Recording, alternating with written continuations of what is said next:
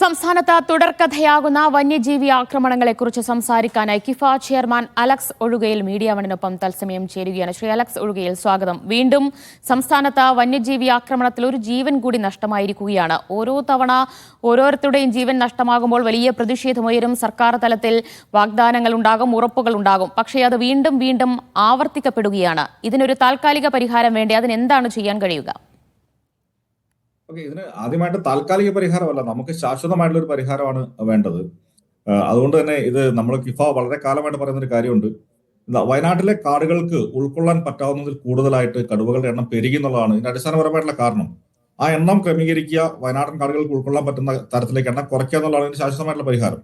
അതിന് കൃത്യമായിട്ടുള്ള ഒരു നമ്പർ പറയുകയാണെങ്കിൽ, ഈ 2006 ആദ്യമായിട്ട് കേരളത്തിലും ഇന്ത്യയിലും ഈ ക്യാമറ ട്രാപ്പ് വെച്ചിട്ട് കടുവകളുടെ എണ്ണം എടുക്കാൻ തുടങ്ങിയത്.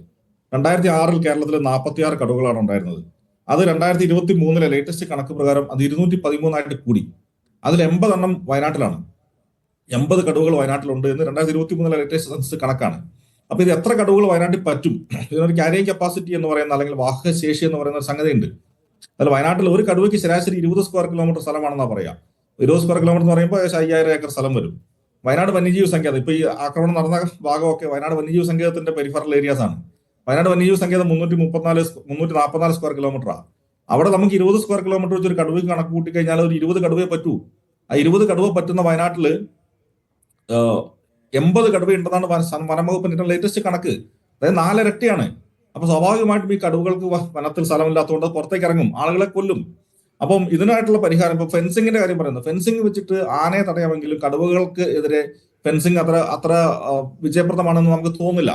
അതുകൊണ്ട് തന്നെ ഇപ്പൊ നമ്മുടെ വനം മന്ത്രിയും നമ്മുടെ വയനാട്ടിലെ മന്ത്രി OR കേളുവും ഒക്കെ പറയുന്നത് പോലെയുള്ള താൽക്കാലികമായിട്ടുള്ള മുട്ടുശാന്തികൾ കൊണ്ട് പരിഹാരം കാണുന്ന ഒന്നല്ല വയനാട്ടിലെ കടുവ പ്രശ്നവും അതുപോലെ ആന പ്രശ്നവും. ഇപ്പൊ കടുവയേക്കാൾ രൂക്ഷമാണ് ആന പ്രശ്നം. ആന ഈ വർഷം ജനുവരി മാസത്തിൽ തന്നെ 3 പേരെ ആന കൊന്നു കഴിഞ്ഞു കേരളത്തിൽ. കഴിഞ്ഞ മാസം ഡിസംബർ മാസത്തിൽ 6 പേരെ കൊന്നു. 9 പേരാണ് കഴിഞ്ഞ 2 മാസത്തിൽ മാത്രം കേരളത്തിൽ ആനയുടെ ആക്രമണത്തിൽ കൊല്ലപ്പെട്ടത്. കാട്ടുപന്നികൾ കൊണ്ട് ഓൾമോസ്റ്റ് ഡെയിലി ആളുകൾക്ക് പരിക്കേൽക്കുന്നു, ആളുകൾ മരിക്കുന്നു. അപ്പൊ ഇതിന്റെ അടിസ്ഥാനപരമായിട്ടുള്ള ഒരു പ്രശ്നം നമ്മുടെ രാഷ്ട്രീയ നേതൃത്വത്തിന് നിലവിലുള്ള നിയമത്തിലുള്ള പ്രൊവിഷനുകളോ ഉപയോഗിക്കാനുള്ള ആർജവുമില്ല. അതുപോലെ തന്നെ നിയമം മാറ്റണം. കേന്ദ്ര നിയമം മാറ്റണം എന്ന കാര്യത്തിൽ സംശയമൊന്നുമില്ല. അതുപോലെ തന്നെ സംസ്ഥാന സർക്കാരിന് ചെയ്യാൻ പറ്റുന്ന കാര്യങ്ങളുണ്ട്. ഇപ്പൊ പുലിയുടെ ആക്രമണത്തിൽ, ഇപ്പൊ കടുവ പോലെ തന്നെ സംരക്ഷിക്കുന്ന ജീവിയാണല്ലോ പുലി. ഈ ഇടുക്കി ജില്ലയിൽ മാങ്കുളത്ത് ഗോപാലൻ എന്ന് പറഞ്ഞൊരു ആദിവാസി ഇതുപോലെ ഒരു പുലിയെ കൊന്നു. പുലിയുടെ വീട്ടിൽ ആക്രമിച്ച് കയറിയ പുലിയെ ഗോപാലൻ കൊന്നു. ആ ഗോപാലിനെതിരെ കേസ് എടുക്കുന്നില്ല എന്ന് കേരളത്തിന്റെ വനം മന്ത്രി ശശീന്ദ്രൻ തന്നെയാണ് പ്രഖ്യാപിച്ചത്. അപ്പൊ ഞങ്ങൾ ആവശ്യപ്പെടുന്ന ഒരു കാര്യം, കിഫ ശക്തമായിട്ട് ആവശ്യപ്പെടുന്ന ഒരു കാര്യം, മനുഷ്യന്റെ സെൽഫ് ഡിഫൻസ് എന്ന് പറയുന്ന സംഗതിയുണ്ട്. ഇപ്പൊ എന്നെ ഒരാൾ ആക്രമിച്ചാൽ, എന്നെ മൃഗം ആക്രമിച്ചാൽ അതിനെ പ്രതിരോധിക്കാനുള്ള റൈറ്റ് എന്റെ ബേസിക് റൈറ്റ് ആണ്. അത് വനത്തിന് പുറത്ത് മൃഗങ്ങൾ നമ്മളെ ആക്രമിച്ചാൽ അതിനെ പ്രതിരോധിക്കുന്നതിന്റെ ഭാഗമായിട്ട് ആ മൃഗം കൊല്ലപ്പെട്ടാൽ പോലും കേസ് എടുക്കില്ല എന്ന് പറയാനുള്ള ആർജവം സംസ്ഥാന സർക്കാരിന് ഉണ്ടാവണം.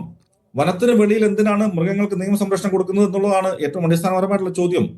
അതിന് വനത്തിന് വെളിയിൽ ആക്രമിക്കപ്പെട്ടാൽ നമുക്കാണ് റൈറ്റ്, അതിനെ പ്രതിരോധിക്കാൻ നമുക്ക് പറ്റണം. അങ്ങനെ ചെയ്യുന്നവരെ കേസെടുക്കില്ല എന്ന് പറയാനുള്ള ആർജവം സംസ്ഥാന സർക്കാരിന് ഉണ്ടാവണം. അത് പൂർണ്ണമായിട്ടും സംസ്ഥാന സർക്കാരിന്റെ അധികാര പരിധിയിൽ വരുന്ന കാര്യമാണ്. കേന്ദ്ര സർക്കാർ ഇതുമായിട്ട് യാതൊരു ബന്ധവുമില്ല. അതായത് താങ്കൾ പറയുന്നത് ഇതുപോലെ കാടിറങ്ങി വരുന്ന വന്യമൃഗങ്ങൾ, അത് ആനയായിക്കോട്ടെ, പുലിയായിക്കോട്ടെ, കടുവയായിക്കോട്ടെ, മനുഷ്യജീവന് ഭീഷണിയാണ് എന്ന് ബോധ്യപ്പെട്ടു കഴിഞ്ഞാൽ അതിനെ വെടിവെച്ച് കൊല്ലണം എന്ന് തന്നെയാണോ? തീർച്ചയായും വെടിവെച്ച് തന്നെ കൊല്ലണമെന്നൊന്നുമില്ല. എങ്ങനെയാണെങ്കിലും അതിന് ഏത് രീതിയിലും പ്രതിരോധിക്കാനുള്ള അവകാശം മനുഷ്യർക്ക് കൊടുക്കണമെന്നുള്ളതാണ്. ഇപ്പൊ ആറാട്ടിക്കാരുണ്ടെന്ന് പറഞ്ഞു. വയനാട്ടിൽ എത്ര ആറാട്ടിക്കാരുണ്ട്? ഇത്ര ആറാട്ടിക്കാർ എന്നിട്ട് എന്തുകൊണ്ടാണ് ഈ രാധ എന്ന് പറഞ്ഞ സ്ത്രീ കൊല്ലപ്പെട്ടത്? മനുഷ്യർ നടക്കുന്ന വഴിയിൽ മുഴുവൻ പോയി ആറാട്ടിക്കാർക്ക് കാവൽ കിടക്കാൻ പറ്റുമോ? അപ്പൊ തീർച്ചയായിട്ടും ജനത്തിന് അതിനുള്ള റൈറ്റ് കൊടുക്കുക. വനത്തിന് വെളിയിൽ വന്നാൽ മനുഷ്യന് അത് ഡീൽ ചെയ്യാനുള്ള റൈറ്റ് കൊടുക്കുക എന്നുള്ളതാണ് ഇതിനുള്ള സൊല്യൂഷൻ. രണ്ടാമത്തത് എണ്ണം കുറയ്ക്കണം. ഒരു കാരണവശാലും വയനാട്ടിൽ 80 കടുവകൾ ഉൾക്കൊള്ളാൻ പറ്റില്ല. വയനാട് എന്ന് പറയുമ്പോൾ അത് ഒറ്റപ്പെട്ട ഒരു സ്ഥലമല്ലല്ലോ. വയനാട് തൊട്ടപ്പുറത്ത് മുതുമല ടൈഗർ റിസർവ് ഉണ്ട്, ബന്ദിപ്പൂർ ടൈഗർ റിസർവ് ഉണ്ട്, കർണാടക വനമായിട്ട് തമിഴ്നാട് വനമായിട്ട് ചേർന്ന് നടക്കുന്ന സ്ഥലമാണ്. അപ്പൊ അവിടെ നിന്നൊക്കെ അങ്ങോട്ടും ഇങ്ങോട്ടും കടുവകൾ ട്രാവൽ ചെയ്യും. അപ്പൊ കടുവകളുടെ ഡെൻസിറ്റി ഇന്ത്യയിൽ തന്നെ ഏറ്റവും കൂടുതലുള്ള ഒരു പ്രദേശമാണ് വയനാടും അതിനോട് ചേർന്ന് കിടക്കുന്ന പ്രദേശങ്ങളും. അപ്പൊ അവിടെ കടുവകളുടെ എണ്ണം കുറയ്ക്കണം എന്ന കാര്യത്തിൽ യാതൊരു സംശയവുമില്ല. പക്ഷേ ഈ വാഹക ശേഷി എന്ന് പറയുന്ന ഒരു കോൺസെപ്റ്റിനെ പറ്റി പറയുമ്പോൾ നമ്മുടെ വനംവകുപ്പും അതിലെ ഉദ്യോഗസ്ഥരും തികച്ചും നിഷേധാത്മകമായിട്ടുള്ള ഒരു നിലപാടാണ് എടുക്കുന്നത്. എന്തുകൊണ്ടെന്ന് എനിക്ക് മനസ്സിലാവുന്നില്ല. ലോകം മുഴുവൻ എങ്ങനെയാണ് ഈ വന്യജീവി പ്രശ്നം എന്ന് പറയുന്നത് വയനാട്ടിലെ, കേരളത്തിലെ, ഇന്ത്യയിലെ മാത്രം പ്രശ്നമല്ലല്ലോ. ലോകം മുഴുവൻ ഈ പ്രശ്നമുണ്ട്. ഇവിടെയൊക്കെ എല്ലായിടത്തും ശാസ്ത്രീയമായിട്ട് ഒരു വനത്തിൽ എത്ര കടുവ പറ്റും, എത്ര ആന പറ്റും, എത്ര കാട്ടുപോത്ത് പറ്റും, എന്നതിന്റെ അടിസ്ഥാനത്തിൽ കൃത്യമായിട്ടുള്ള വാഹകശേഷി നിർണ്ണയിച്ച് അതിൽ കൂടുതലുള്ളതിനെ കള്ളിയ എന്ന് വെച്ചാൽ ശാസ്ത്രീയമായിട്ട് കൊല്ലുക എന്നർത്ഥം. ഇപ്പൊ നമ്മളെല്ലാം സായിപ്പന്മാരെ കണ്ടിട്ടാണല്ലോ പഠിക്കുന്നത്. അമേരിക്കയിൽ ബൈസൺ എന്ന് പറയുന്ന സാധനമുണ്ട്, അമേരിക്കൻ ബൈസൺ. അവിടെ യെല്ലോസ്റ്റോൺ നാഷണൽ പാർക്ക് എന്ന് പറയുന്ന ലോകത്തിലെ തന്നെ ഏറ്റവും ആദ്യത്തെ നാഷണൽ പാർക്കാണ് യെല്ലോസ്റ്റോൺ നാഷണൽ പാർക്ക്. അവിടെ ഒരു വർഷം 300 മുതൽ 400 വരെ അമേരിക്കൻ കാട്ടുപോത്തിനെ ലോട്ടറി അടിസ്ഥാനത്തിൽ വെടിവെച്ച് കൊല്ലാൻ ഹണ്ടേഴ്സിന് അനുമതി കൊടുക്കുന്നുണ്ട്. അവിടെ ആകെപ്പാടെ 1000 കാട്ടുപോത്തേ ഉള്ളൂ എന്ന് ആലോചിക്കണം. കേരളത്തിലെ വനങ്ങളിൽ ഏകദേശം 20,000 കാട്ടുപോത്തുണ്ടെന്നാ കേരളത്തിലെ വനംവകുപ്പിന്റെ കണക്ക്. ഇപ്പൊ എന്റെ നാട്ടിൽ കോഴിക്കോട്, എന്റെ നാട്ടിലൊരാളെ കഴിഞ്ഞ വർഷം പാലാട്ടിൽ അവറാച്ച് എന്ന് പറഞ്ഞ ആളെ കാട്ടുപോത്ത് കാട്ടുപോത്ത് കുത്തിക്കൊന്നു. കോട്ടയത്ത് ഒരു ദിവസം 2 വരെ കാട്ടുപോത്ത് കുത്തിക്കൊന്നിട്ടുണ്ട് 2023. അവിടെയൊക്കെ വന്നിട്ട് ഇവർ പറഞ്ഞു ഞങ്ങൾ ഫെൻസ് ഇടും എന്നാ പറയുന്നത്. കോഴിക്കോട് ഞാൻ പറഞ്ഞു, കോഴിക്കോട് കക്കയത്ത് നടന്ന ചർച്ചയിൽ, കോഴിക്കോട് കളക്ടറേറ്റിൽ നടന്ന ചർച്ചയിൽ ഞാൻ പങ്കെടുത്ത ആളാ.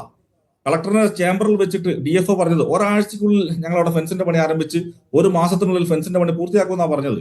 ഇപ്പൊ സംഭവം കഴിഞ്ഞിട്ട് 1 വർഷമായി ഫെൻസിന്റെ പണി പൂർത്തിയാക്കുന്ന പോയിട്ട് ഒരു കാൽ ഇതുവരെ കുഴിച്ചിട്ടിട്ടില്ല. ഇത് തന്നെയാണ് ഇപ്പോൾ ബഹുമാനപ്പെട്ട മന്ത്രി OR കേളു പറഞ്ഞു കേട്ടു, ഫെൻസിന്റെ പണി തുടങ്ങും. ഇവരുടെ വാക്കുകളൊക്കെ കുറുപ്പിന്റെ ഉറപ്പ് പോലെയാണ്. പഴയ ചാക്കും കേരളത്തിലെ മന്ത്രിമാരുടെ വാക്കും ഒരുപോലെയാണ്. ഈ പറഞ്ഞ ഉറപ്പുകളെ ഒന്നും നമുക്ക് വിശ്വസിക്കാൻ പറ്റില്ല.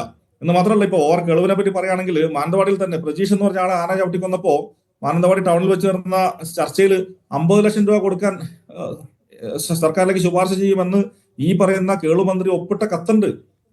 എന്നിട്ട് ഇപ്പൊ ഞങ്ങൾ വിവരാവകാശ നിയമപ്രകാരം അപേക്ഷ കൊടുത്തപ്പോൾ അവർ പറയാണ് അങ്ങനെ കൊടുക്കാൻ വകുപ്പൊന്നുമില്ല, 10 ലക്ഷം രൂപ കിട്ടൂ, 10 ലക്ഷം രൂപ കൊടുക്കുകയുള്ളൂ, 50 ലക്ഷം ഒന്നുമില്ല. അതായത് ജനരോഷം ഉണ്ടാകുമ്പോൾ അത് തണുപ്പിക്കാനായിട്ട് എന്തെങ്കിലുമൊക്കെ എഴുതി ഒപ്പിട്ട് കൊടുക്കുക. അതിനുശേഷം ആളുകൾ ഇത് മറന്നു കഴിയുമ്പോൾ അതിൽ നിന്ന് മുന്നോട്ട് പോവുക. അതാണ് ഇപ്പൊ നടക്കുന്നത്. അതുപോലെ 11 ലക്ഷം രൂപ കൊടുക്കുമെന്ന് പറഞ്ഞു. 11 ലക്ഷം രൂപ എന്ന് പറയുന്നത് OR കേളുവിന്റെയോ സംസ്ഥാന സർക്കാരിന്റെ ഔദാര്യമല്ല. അത് കേന്ദ്ര സർക്കാരിന്റെ നിയമപ്രകാരം അത് കൊടുക്കേണ്ടതാണ്. ആ ഫണ്ട് കേന്ദ്ര സർക്കാർ കൊടുക്കും. 10 ലക്ഷമാണ് സാധാരണ ആളുകൾക്കുള്ളത്. SC ST വിഭാഗത്തിൽപ്പെട്ട ആളുകൾ മരിച്ചാൽ 1 ലക്ഷം രൂപ എക്സ്ട്രാ ഉണ്ട്. അത് കേന്ദ്ര നിയമത്തിൽ ഓൾറെഡി ഉള്ളതാണ്. അല്ലാതെ OR കേളുവിന്റെയോ ഈ മന്ത്രിസഭയുടെ ഔദാര്യമല്ല. അവർക്ക് ആർജവമുണ്ടെങ്കിൽ ഇപ്പം വന്യജീവി ശല്യത്തെ സംസ്ഥാന ദുരന്തമായിട്ട് പ്രഖ്യാപിച്ചിട്ടുണ്ട്. സംസ്ഥാന ദുരന്തമായിട്ട് പ്രഖ്യാപിച്ച 4 ലക്ഷം രൂപ കൂടെ എക്സ്ട്രാ കൊടുക്കാൻ വകുപ്പുണ്ട്. അപ്പൊ ഈ 11 ലക്ഷത്തിന് പുറമെ 4 ലക്ഷം കൂടെ കൊടുത്തിട്ടാണെന്ന് പറയുന്നെങ്കിൽ അത് മര്യാദ എന്ന് പറയാമായിരുന്നു. 15 ലക്ഷം രൂപ കൊടുക്കാൻ നിലവിൽ പ്രൊവിഷൻ ഉണ്ട്. ഞങ്ങൾ പറയുന്നത് ഈ 10 ലക്ഷമോ 5 ലക്ഷത്തിന്റെ ഒരു പ്രശ്നമല്ല ഇത് മനുഷ്യന്റെ ജീവന്റെ പ്രശ്നമാണ്. ഇതിപ്പോ 15 ലക്ഷം രൂപ കൊടുത്ത് തീരുന്നതാണ്. ആരാണ് ഈ 15 ലക്ഷം രൂപ ഒരു മനുഷ്യജീവന് വിലയിട്ടിരിക്കുന്നത്? താങ്കൾ പറഞ്ഞതുപോലെ 10 ലക്ഷമല്ല, ഇനി 50 ലക്ഷം കൊടുത്താലും അതൊരു ജീവന്റെ വിലയാകില്ല എന്ന് തന്നെയാണ്. അത് ആർക്കാണോ നഷ്ടമായത് അവരുടെ കുടുംബത്തിനാണ് ഒരു തീരാ നഷ്ടമായി മാറുന്നത്. അതിന്റെ ഒരു വേദന എക്കാലവും പേറേണ്ടി വരുന്നത്. ഇവിടെ നാട്ടിൽ ഇതുപോലെയുള്ള വന്യജീവികളിൽ ആരെങ്കിലും കടുവയായാലും ഇനി ആനയായാലും പുലിയായാലും ഇറങ്ങിക്കഴിഞ്ഞാൽ അതിനെ വെടിവെച്ച് കൊല്ലുകയും മറ്റെന്തെങ്കിലും ചെയ്തു കഴിഞ്ഞാൽ അവർ ജയിലിൽ പോകേണ്ടി വരുന്ന ഒരു സാഹചര്യമാണുള്ളത്. അതായത് നമ്മുടെ നിയമം അതിന് പര്യാപ്തമല്ല ഈ വന്യജീവികളെ നേരിടുന്നതിന് എന്നതാണ് ഏറ്റവും എടുത്തു പറയുന്നത്. അപ്പോൾ അതിലൊരു മാറ്റം വരാൻ അത് സർക്കാർ തലത്തിൽ തന്നെ അതിലുള്ള ഒരു ഇടപെടൽ വേണമെന്നാണോ താങ്കൾ നിർദ്ദേശിക്കുന്നത്? അതെ, തീർച്ചയായിട്ടും. ഇതിനകത്ത് 2 വിഷയങ്ങളാണ്. ഒന്ന്, ഇത് നമ്മുടെ വനവും വന്യജീവികളും എന്ന് പറയുന്നത് കൺകറന്റ് ലിസ്റ്റിലുള്ള ഒരു വിഷയവും കേന്ദ്ര നിയമവും ഉണ്ട്, സംസ്ഥാന നിയമമുണ്ട്. പക്ഷെ ഇതിന്റെ ഇംപ്ലിമെന്റ് ചെയ്യുന്ന ഏജൻസി സംസ്ഥാന സർക്കാരാണ്. ഞാൻ നേരത്തെ പറഞ്ഞില്ല, ഇപ്പൊ പുലി എന്ന് പറയുന്ന സാധനത്തെ കൊന്നു കഴിഞ്ഞാൽ അത് നോൺ ബൈലബിൾ ഒഫൻസ് ആണ്. നമ്മളത് ഷെഡ്യൂൾ 1-ൽപ്പെട്ട ജീവിയാണ്. കടുവയുടെ പോലെ തന്നെ സംരക്ഷണമുള്ള ജീവിയാണ് പുലി. ഈ പുലി വീട്ടിൽ ആക്രമിച്ച് കയറിയപ്പോൾ അതിനെ കൊന്ന ഗോപാലിനെതിരെ കേസെടുക്കുന്നില്ല എന്ന് കേരളത്തിന്റെ വനമന്ത്രി ശ്രീ AK ശശീന്ദ്രൻ പ്രഖ്യാപിച്ചിട്ടുണ്ട് കോഴിക്കോട് വെച്ചിട്ട് കഴിഞ്ഞ വർഷം. അപ്പൊ ഞങ്ങൾ പറയുന്ന ഒരു കാര്യം ഇതാണ്: വനത്തിന് വെളിയിൽ നടക്കുന്ന സംഭവങ്ങളിൽ സമാനമായ നിലപാടെടുക്കുമെന്നും ജനങ്ങൾക്കെതിരെ കേസെടുക്കില്ല എന്നും പ്രഖ്യാപിച്ചു കഴിഞ്ഞാൽ ജനങ്ങൾക്ക് ഇതിനെ ഡിഫെൻഡ് ചെയ്യാൻ പറ്റും. ആ രീതിയിലേക്ക് മാറ്റാം. അപ്പൊ എല്ലാം കേന്ദ്രത്തെ പഴിചാരി, ഇതൊക്കെ കേന്ദ്ര നിയമമാണ്, ഞങ്ങൾക്കൊന്നും ചെയ്യാൻ പറ്റില്ല എന്ന് പറഞ്ഞ് പഴിചാരുന്നത്, കൈ കഴുകുന്നത് ഉത്തരവാദിത്വ രാഹിത്യമാണ്. അത് ശരിയല്ല, തെറ്റാണ്. സംസ്ഥാന സർക്കാരാണ് ഇംപ്ലിമെന്റിംഗ് ഏജൻസി എങ്കിൽ സംസ്ഥാന സർക്കാരിന് ശക്തമായിട്ടുള്ള അധികാരമുണ്ട്. അത് ഒന്നാമത്തെ കാര്യം. 2, ഇപ്പൊ വൈൽഡ് ലൈഫ് വാർഡൻ ഇപ്പൊ വെടിവെക്കാൻ ഉത്തരവിട്ടു എന്ന് പറയുന്നു. എങ്ങനെ വെടിവെക്കാൻ ഉത്തരവിട്ടത്? ഞാൻ പറഞ്ഞ കക്കയത്തെ കാട്ടുപോത്ത് പാലാട്ടിൽ അവറാച്ചൻ എന്ന് പറഞ്ഞ ആളെ കൊന്ന കാട്ടുപോത്തിന് വെടിവെക്കാനും ഇതേ ചീഫ് വൈൽഡ് ലൈഫ് വാർഡൻ ഉത്തരവിട്ടിട്ടുണ്ട്. ആ ഉത്തരവ് ഇപ്പോഴും കോഴിക്കോട് DFOയുടെ കയ്യിലിരിക്കുക. ആ കാട്ടുപോത്ത് ഇപ്പോഴും അവിടെ കക്കയത്തെ ആളുകൾ ഭീതി ജനത്തി അതിലേ നടക്കുന്നുണ്ട്. അതുപോലെ കോട്ടയത്ത് ആളെ കൊന്ന കാട്ടുപോത്തിനെ കൊല്ലാൻ ഉത്തരവിട്ടിട്ടുണ്ട്. ആ ഉത്തരവ് നടപ്പാക്കിയിട്ടില്ല. അതുകൊണ്ട് തന്നെ ഈ ഉത്തരവും ഇപ്പം ഈ നരഭോജി കടുവയെ വെടിവെച്ചുള്ള ഉത്തരവ് വിട്ടുവെന്ന് മന്ത്രി പറഞ്ഞിട്ടുണ്ട്. ഞാൻ ആ ഉത്തരവിന്റെ കോപ്പി കണ്ടിട്ടില്ല. പക്ഷെ അത് തട്ടിപ്പാവാനാണ് എല്ലാ സാധ്യതയും. അവർ മയക്കുവെടി വെച്ച് പിടിക്കുകയോ കൂട്ടിൽ കയറാനാണോ ശ്രമിക്കുക. അതിന് കഴിഞ്ഞില്ലെങ്കിൽ മാത്രം വെടിവെക്കണം ആ ഉത്തരവ് വരാനാണ് സാധ്യത. കാരണം ഇതുവരെ വന്നിട്ടുള്ള ഉത്തരവുകളൊക്കെ അങ്ങനെയാണ്. ഇവർ 2-3 ദിവസം ഫോറസ്റ്റിന്റെ RRT ഒക്കെ ഈ പറയുന്ന കടുവയുടെ പുറകെ നടക്കും. എന്നിട്ട് പറയും ഞങ്ങൾക്ക് കടുവയെ കണ്ടെത്താൻ പറ്റിയില്ല, കടുവ ഐഡന്റിഫൈ ചെയ്യാൻ പറ്റിയില്ല, നരഭോജിയാണെന്ന് ഉറപ്പില്ല, അതുകൊണ്ട് ഞങ്ങൾക്ക് വെടിവെക്കാൻ പറ്റിയില്ല എന്ന് പറഞ്ഞ് ഈ കടുവ അവിടെ തന്നെ നിൽക്കാനാണ് സാധ്യത. അങ്ങനെയല്ല, ഇത് ആർജവമുള്ള സർക്കാർ ഉണ്ടെങ്കിൽ ചീഫ് വൈൽഡ് ലൈഫ് വാർഡനോട് അബ്സല്യൂട്ട് ഓർഡർ ആ കടുവയെ ഐഡന്റിഫൈ ചെയ്ത് വെടിവെച്ച് കൊല്ലുക എന്നുള്ള ഓർഡർ ഇട്ട് കഴിഞ്ഞാൽ അത് നടപ്പാക്കിക്കാനുള്ള ആർജവം ഉണ്ടാവണം.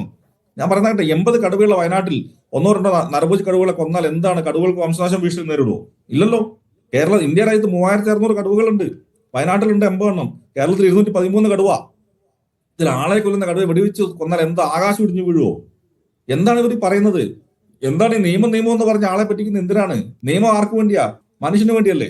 മനുഷ്യൻ ഇവിടെ പ്രശ്നം എന്താ വെച്ചാൽ മനുഷ്യൻ നിയമത്തിന് വേണ്ടി മാറിക്കൊണ്ടിരിക്കുക, നരവേലി നടക്കുക. ഞാനോ അല്ലെങ്കിൽ നീയോ എന്ന രീതിയിലല്ല, ആർക്ക് വേണമെങ്കിലും എവിടെ വെച്ചും സംഭവിക്കാം. സ്വന്തം വീട്ടുമുറ്റത്ത് കുട്ടികളെ ധൈര്യമായിട്ട് കളിക്കാൻ വിടാൻ പറ്റുന്നില്ല, കുട്ടികളെ സ്കൂളിൽ വിടാൻ പറ്റുന്നില്ല, വൈകുന്നേരം പണി കഴിഞ്ഞ് 6 മണി കഴിഞ്ഞാൽ വരാൻ പറ്റില്ല, പുറത്തിറങ്ങാൻ പറ്റുന്ന അവസ്ഥ, അപ്രഖ്യാപിത അടിയന്തരാവസ്ഥ എന്ന രീതിയിലേക്ക് വയനാട് മാറിക്കൊണ്ടിരിക്കുക. വയനാട് മാത്രമല്ല, ഇടുക്കി അടക്കമുള്ള പ്രദേശങ്ങളിൽ ഇതേ പ്രശ്നമുണ്ട്. അപ്പൊ ഇതിന് പരിഹാരമില്ലെങ്കിൽ പിന്നെ എന്തിനാണ് ഈ രാജ്യത്ത് എന്ന് പറയുന്ന സംഭവം? എന്തിനാ? ഇവിടെ നിയമസഭയുണ്ടല്ലോ, പാർലമെന്റ് ഉണ്ടല്ലോ, അഡ്മിനിസ്ട്രേഷൻ അധികാരം, നടപടിയെടുക്കുന്ന അധികാരം ഉണ്ടല്ലോ. ഇവർക്ക് ഇതൊന്നും ചെയ്യാൻ പറ്റില്ലെങ്കിൽ പിന്നെ എന്തിനാണ് ഇങ്ങനെ ഒരു ഭരണ സംവിധാനം? മനുഷ്യന്റെ ജീവനാണ് ഏറ്റവും പരമപ്രധാനം. ആർട്ടിക്കിൾ 21 പ്രകാരം ജീവിക്കാനുള്ള അവകാശം, റൈറ്റ് ടു ലൈഫ്, അതിന്റെ മുകളിൽ വേറെ ഒരു റൈറ്റും ഇല്ല. ഈ ഇന്ത്യൻ ഭരണഘടന എന്ന് പറയുന്ന സംഗതി, ഇന്ത്യ എന്ന രാജ്യം നിലനിൽക്കുന്നത് പൗരന്മാർക്ക് അന്തസ്സായിട്ട് മരണഭയം കൂടാതെ ജീവിക്കാനുള്ള സംവിധാനം ഉണ്ടാക്കാൻ വേണ്ടിയിട്ടാ. അതിന് ഇത്രയും വലിയ സംവിധാനം. 5 ലക്ഷം 6 ലക്ഷം സർക്കാർ ഉദ്യോഗസ്ഥരുണ്ടല്ലോ, ഫോറസ്റ്റ് വകുപ്പിൽ 7500 പേരുണ്ടല്ലോ. ഇവർക്കൊക്കെ ശമ്പളവും പെൻഷൻ കൊടുക്കുന്നത് എന്തിനാ? ഇവിടുത്തെ പൗരന്മാർക്ക് സമാധാനമായിട്ട് ജീവിക്കാനുള്ള, അന്തസ്സായിട്ട് ജീവിക്കാനുള്ള സാഹചര്യം ഉണ്ടാക്കാൻ വേണ്ടിയിട്ടാ. അത് കഴിയുന്നില്ലെങ്കിൽ ആ സർക്കാർ പരാജയം എന്നർത്ഥം. ഇന്നലെ വനമന്ത്രി പറഞ്ഞൊരു കാര്യം കൂടെ ഞാൻ പറഞ്ഞിട്ട് അവസാനിപ്പിക്കാം. ഇന്നലെ നിയമസഭയിൽ പ്രതിപക്ഷത്തിന് അടിയന്തര പ്രമേയം ഉണ്ടായിരുന്നു. അതിൽ മറുപടി പറഞ്ഞപ്പോൾ മന്ത്രി പറഞ്ഞെന്താണെന്നറിയോ? ഏതോ ഒരു അരാഷ്ട്രീയ സംഘടന വനത്തിനുള്ളിൽ അതിക്രമിച്ച് കയറി വന്യമൃഗങ്ങളെ പ്രകോപിപ്പിച്ച് അതിനെ വെടിവെച്ച് പരിക്കേൽപ്പിച്ച് പുറത്തേക്ക് ഇറക്കുന്നു എന്ന വനമന്ത്രി നിയമസഭയിൽ ഇന്നലെ പറഞ്ഞതാ.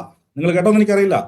നിങ്ങൾ ചോദിക്കണം, വനമന്ത്രിയോട് ചോദിക്കണം, ഈ പറഞ്ഞ കടുവയെ ഈ പറഞ്ഞ ഏതെങ്കിലും രാഷ്ട്രീയ സംഘടനക്കാർ കാട്ടിൽ കയറി വെടിവെച്ചോ അല്ലെങ്കിൽ മറ്റൊരു പ്രകോപിപ്പിച്ചോ പുറത്തിറങ്ങിയിട്ടാണോ ഈ രാധ എന്ന് പറഞ്ഞ സ്ത്രീയെ പിടിച്ച് കൊന്നത്, ഈ കടുവ തിന്നത് എന്ന് നിങ്ങൾ ചോദിക്കണം. ദയവായി തുടരുക. ഇപ്പോൾ വയനാട്